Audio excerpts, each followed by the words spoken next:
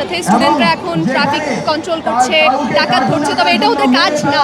সংস্কার করা এবং একই সাথে নির্বাচন, গণতান্ত্রিকভাবে একটা নির্বাচন করা, এই দুটোর সমন্বয়ে যেটুকু সময় প্রয়োজন সেইটুকু সময়ই তারা থাকবেন, তার বেশিও না কমও না। তো করছি he is a wonderful person, he is incredible person. কিন্তু আসলে আমার একটু মজা করে বলতে হয় যে লাস্ট জুলাই থেকে আমরা এত কিছু দেখেছি, আন্দোলন থেকে শুরু করে, সরকার পতন থেকে শুরু করে, তারপর ডাকাত ধরা থেকে শুরু করে, সাথে স্টুডেন্টরা এখন ট্রাফিক কন্ট্রোল করছে, ডাকাত ধরছে, তবে এটা ওদের কাজ না। তো যার কাজ তারা কাজে ফিরে আসবে, স্টুডেন্টরা স্কুলে কলেজে যাবে, পড়াশোনা করবে। আমি এরকম একটা স্বাভাবিক বাংলাদেশ দেখতে চাই।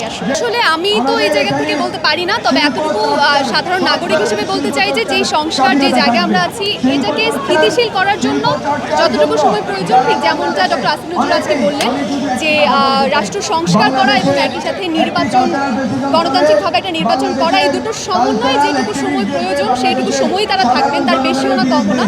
আমি সেটাই প্রত্যাশা করছি। He is a wonderful person, he is incredible person. তার কথা যদি আপনি শোনেন, আপনি অনেক কিছু জাস্ট তার বক্তৃতা থেকেই শিখতে পারবেন। আর উনি তো আসলে ওয়ার্ল্ড ওয়াইড বাংলাদেশের নাম উজ্জ্বল করেছেন।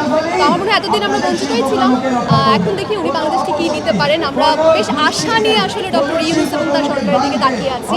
আমরা নতুন প্রজন্ম, তো অবশ্যই ভালোটাই আশা করছি। কিন্তু আসলে আমার একটু মজা করে বলতে হয় যে লাস্ট জুলাই থেকে আমরা এত কিছু দেখেছি, আন্দোলন থেকে শুরু করে, সরকার পতন থেকে শুরু করে, তারপর ডাকাত ধরা থেকে শুরু করে, এত বেশি থ্রিলিং আমরা একটা অবস্থার মধ্যে দিয়ে গেছি।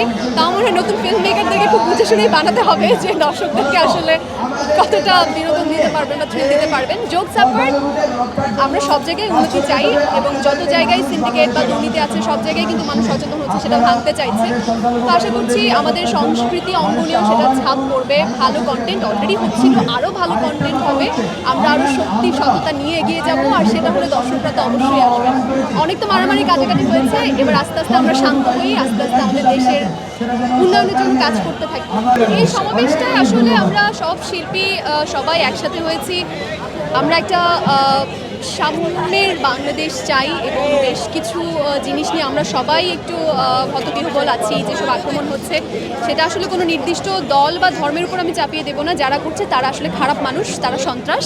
তো আমরা সবাই মিলে আসলে সেটাই চাইবো যে তারা যাতে আসলে এগিয়ে যেতে না পারে, বরং আমরা যারা ভালো চিন্তা করছি সবাই মিলে দেশকে এগিয়ে নিয়ে যাওয়ার জন্য আমাদের সংখ্যাটাই যাতে বাড়ে, এই আহ্বানটাই আসলে আমরা করতে চাই।